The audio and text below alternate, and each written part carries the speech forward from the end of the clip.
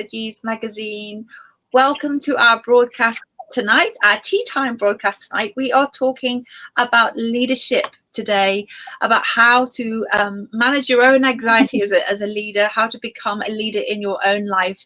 And I'm so delighted to be joined with top coach Liz Beck. Hello, Liz. Lovely to see you. Hi, Suzy. Lovely to be with you. I know we were chatting the other day, and I just thought, my goodness, I would really like to invite you onto Psychologies TV to talk about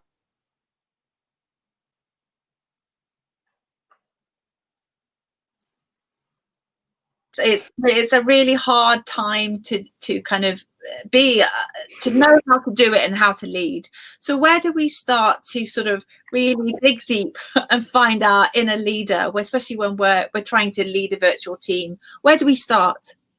Well, it's a really great question and a challenging one. There's no two ways about it. I don't think there's an easy answer for any of this, but I think that for ourselves, whether we're leading families or whether we're leading teams or organizations or, governments, you've only got to look at the US debate the other night to see what it might not want to look like. Yeah. And you notice that actually really the first place we have to start is inside ourselves.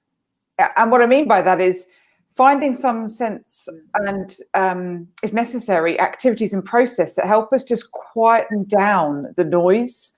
There is so much going on around our heads. There's so much external messaging and influencing that it's very easy and understandable that we all get in a state of angst and confusion and chaos and increased pace. And, quietening down some of that noise, just unplugging, even for short gaps. It may not be possible to get the week or 2 week in the sun right now because of COVID, but we can go for a 20-minute walk and we can just quieten down some of that noise that I think is really important for the system to settle.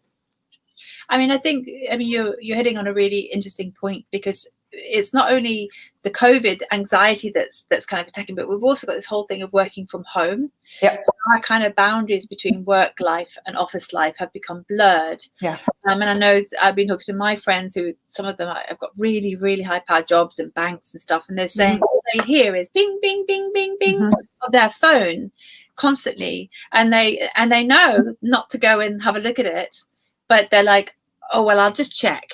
Yeah. And it's like literally having your boss sitting, beside you on the sofa, while you watch the latest documentary on Netflix. So Yeah. how do we deal with that? How do we create really strong boundaries between work life and home life? What would you advise? Yeah, it's interesting. As you were saying that, it was reminding me of a call I had earlier today with a senior leader in hospitality. You can only imagine what her world is like right now. She's only really traveling from work to the various locations and checking in, dealing with all of the challenges of pretty much zero revenue for the last few months. And so there's that massive blur. Everything's leaking into every other part of her life. And the pot is full and overflowing. The exhaustion's clear in her voice, and she's starting to feel it manifest physically. So I think that point you make about boundaries is really important. And do we know what they are for ourselves? Boundaries won't just appear by magic. They won't appear just because we thought about them. And they won't be the same for all of us. We'll each need to set our own. So some time to consider what would be right for me. Where are the moments in my day and my life where I can, know I'm at my best to perform or deliver for family, for self, for work? Okay, that goes into the schedule. Where are the times when I'm really not? That's not a time to keep squeezing the lemon. If the juice is run through, then that's the time to rest and recuperate. You wouldn't see an athlete consistently run around the 100-meter track until they dropped. So, we have to invest in our mind, body, and soul restoring as well. So working out what are those points in the schedule and what are the boundaries you need for yourself to be your best. That thinking comes first, then potentially writing it down, sharing it with others, building it into a schedule, engaging a colleague, a PA, a friend, a family member to help put the disciplines in place for it. One crazy thing I started doing, probably, well, not that crazy at all, I'm sure, but April, May time, when it was getting into the system, I decided the phone could not be the alarm clock anymore. Yeah. The phone could not come upstairs. It had to stay down. lots of noise in my head about, well, how else are you going to do it? Like, we've all forgotten you can buy an alarm clock. But actually, I just plugged the kids' Amazon Alexa and chose to wake up to classical music instead of waking up to the news or waking up to the alarm or having the apps and the Instagram beep at me straight away. It's made an enormous difference to my mornings. Yeah. I mean, again, it's consciously creating your day, isn't it? Consciously how you want it to be. I remember when we were at Psychologies, we've worked from home for a long time, for 3 or 4 years. So I've been kind of running a virtual team, but it took us a long time to get it right. So there was a piece where, you know, as the editor, you know, I worked funny hours and I would text people or email people. And then my team were like, you can't do that. Yeah, because good. then I think I've got to reply. And it didn't even occur to me. There was no expectation for me that they were going to reply. And it came to a head when I emailed. I had an idea in the middle of the night. I emailed my my deputy. She emailed me back. And it was like, what are we doing? We can't sleep. And so we had to have a really big, as a team, we had to have a really big discussion about what was acceptable and what was not, what our expectations were as working as a team. So good. You're working with a team and then you're working with leaders and senior leaders. What kind of advice do you give around running a virtual team? Yeah, I love the expression you used just now about choosing it consciously. You can't see it, but on the wall behind me is a model that we work to quite often. And one element of it, organisationally, is to choose a conscious culture. That is to say, not one that you accidentally fall into or happen to be a part of or somehow find out you don't like. If you are a leader, you co-create the culture consciously. You have the freedom to choose it and set the pace. And if you're a culture of the whole organisation or even your sub-teams, you could argue we have a culture in our individual selves.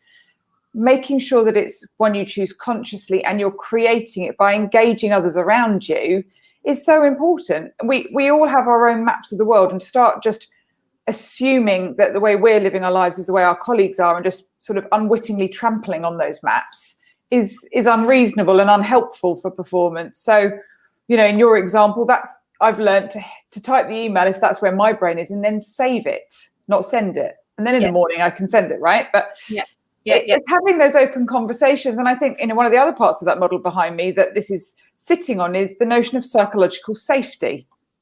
Is it okay in my team, my family, my relationship, my organisation to say, I'm not okay with that. Don't do it to me. Now, if you live in any relationship that's not feeling safe psychologically, you've got any concern of not being perfect or being first or being best or whatever it might be, then you may not say, I'm not okay with that, don't do it.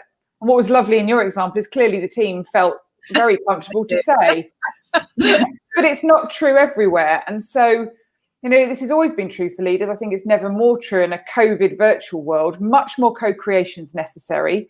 Much more understanding that one size doesn't fit all is necessary, and leaders being able to create a safe environment for their teams is really the only way they're going to get performance and therefore get what they want, you know, productivity wise. Sure.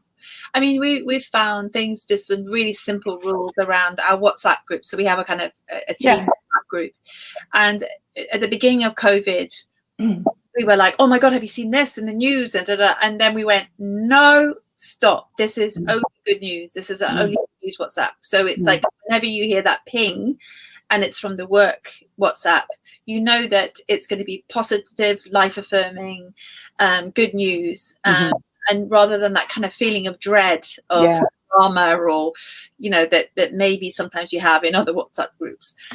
So again, it's just about, I love the idea of consciously creating a culture. And it's like, well, what does that look like? And maybe, so when you're doing that as a leader, what sort of questions do you sort of take it out to the team and say, what do we want to create here? And as you say, co-create with the team what they want, or the company. How does it work? Exactly. Well, exactly that. Well, very interactively, very creatively and practically, preferably in a room. It's not always possible. It can be done virtually. But really, it's about saying, look, whilst I choose to be in this organisation, and let's remember it is a choice, we all have the option. Whilst I choose to be in this organisation, the primary question is, what will best serve its goals? What is it here to do? And what is our role in helping it do that? It's an entity full of humans. So humans make whatever it is.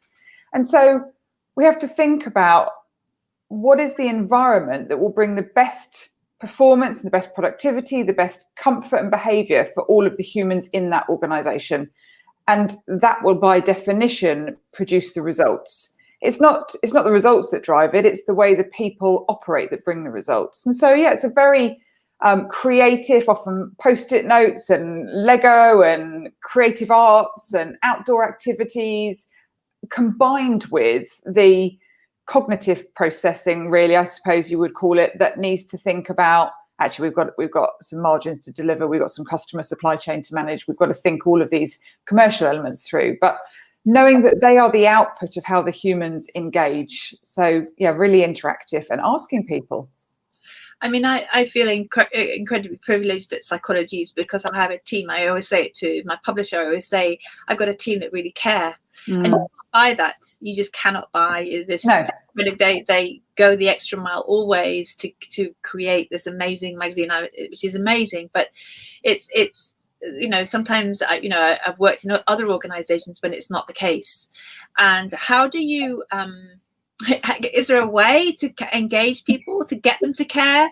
Because, if you've got somebody on your team or a few people in the team who's just like, I don't care, I think that must be really difficult. And what's your advice about engaging people, especially when you're working online, when you suspect that they are putting 50% of energy, effort, and maybe hours in? How do you get them to re-engage? Well, I think you're touching on an area where a number of things will all be true at the same time. So this is where I see people respond to those kind of questions with one stock answer. It's either this or it's that. In my experience, that's not typically the case. But I think we see a lot about corporate values. They're not my favorite thing, if I'm honest. Really, what tends to get the kind of outcome you're describing is what people believe inside their system, inside their heart and their soul. Do they believe either in the endeavour of the organisation or the leader or leaders themselves as individuals? Do those people have their faith and their energy, and do they feel inspired by them? And so I think engagement is about tapping into that stuff and checking if people feel that this is something they want to be a part of. Is either this is an organisation they want to contribute to because it's doing something in the world, or this is a leader they want to serve. And sometimes there's just a real reality that some people have to work because they have to put food on the table. Yes. And that's their driver, and that's okay. So I think leaders have to be pragmatic and open to the different motivators for humans and talk to people on an individual basis about those, really. You may have some people who are working virtually and performance drops, although that hasn't been the typical COVID experience. It's been the opposite. So faith in humans, if you're able to connect with them well, can bring phenomenal results. If you find there are the exceptions, explore it with them, ask what's going on here, and say what you see and notice what you notice and inquire. It may be that at the end of all of that, this isn't a place that's a great match and it's time to co-create how to move on from it. But there's a whole load of conversation that's valuable first. Yeah, but I love the idea of just being able to state, it feels like, all I hear from you is this, or I'm worried about da. Just being having kind of very straightforward conversation. I mean, my team do it to me, and they'll say, Suzy, I've noticed that you haven't been online, Are you okay? Yeah, exactly. Which is really, again, which comes from a place of care, and I love that. Well, it removes judgment. Yeah, and it's not making assumptions. It's not putting judgment in place. It's saying, I notice and I'm curious. I want to make an inquiry. I want to learn. I want to see how we can support, and then we'll go from there. Sure. Yes. So it's being able to have honest conversations, isn't it? I mean, and again, it's that I kind of firmly believe what you just said earlier about psychological safety, and I know that I certainly thrive and my team thrive when we feel safe enough to have those difficult conversations.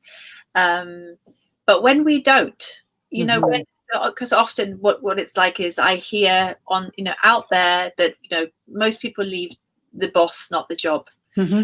And when you have a boss that you feel doesn't have your best interests at heart, or, a toxic colleague, or, Mm-hmm. and I'm not a great believer in that. I'm a believer in toxic dynamics, Mm-hmm. and so that makes me feel like I've always got a choice in the way I change the dynamic. Mm-hmm. But how do we handle that, especially when it's online and virtual working?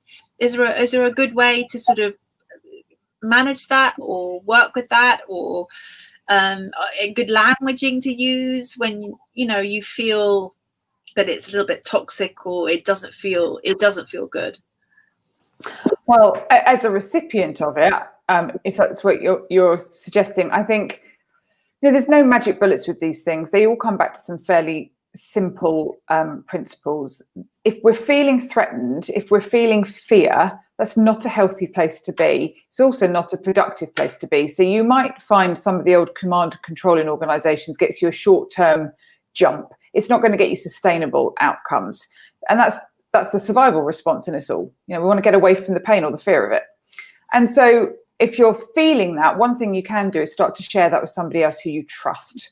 Look around for your tribe. Look around for the people who may be experiencing something similar, may have reached out to you before. You've noticed they've been a support to other people who found themselves slightly marginalized, but start to put voice to it so that you get to own it rather than it's owning you.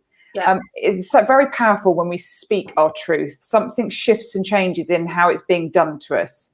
And if need be, take advice on how to voice that to the person or persons you're feeling on the receiving end of it from.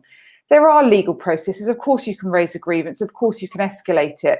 But it might be manageable to start with sharing it with someone and taking it. Again, say what you're feeling or seeing and get curious. I'm feeling like this. Is that how you intend me to feel? Is there something we need to recontract for in our relationship? This doesn't feel good right now. How is it for you? Turn the tables. Great. That's great. I love that. I mean, again, it's, just hearing the language, hearing the vocabulary about how to bring that up. That's really strong, because often we don't know how to do it. We've got a really great piece in the magazine this month about bullying at work, and someone really describing how that felt. And, she felt a very assertive woman. She couldn't believe that someone like her would feel like that. And sort of she's describing actually with what you went through, the kind of vocabulary and sort of being able to challenge it to the person and say, this is not acceptable. How am I going to, do this differently? And there's something about taking your power back. And I don't mean power in the hierarchical sense. I mean the centered sense. When you're on the receiving end of something that makes you feel fearful or small or shrinking, that can be very paralyzing. By putting voice to it, or even putting voice to the person in question, you just get a bit of balance. You just get a bit more adult going on, and you can start to even up the tables. You can start to feel your strengths again and have some conversations. Yeah, I mean, I think that I was just talking about it in one of our interviews this morning about the kind of the drama triangle, where, as you say, and also the kind of adult to adult relationship rather than, being afraid of someone or, it's, and that weird dynamics. But as soon as you become an adult to adult, you, as you say, you reclaim power. Absolutely right. It's really great. Liz, thank you so much for talking to us today. I know that you work with organizations all over the country. All of the links that you're about to launch big campaigns, you're helping, instead of just tick boxing for people around our new kind of home working. I know that you're doing a lot of work around really creating proper change in companies. So if you want to hear about what Liz is doing, all the links are below, so do click on it. It's been an enlightening conversation today, Liz. Thank you so much for joining me. Thank you, Suzy. Talk to us again soon. Lots of love. And you. Bye-bye.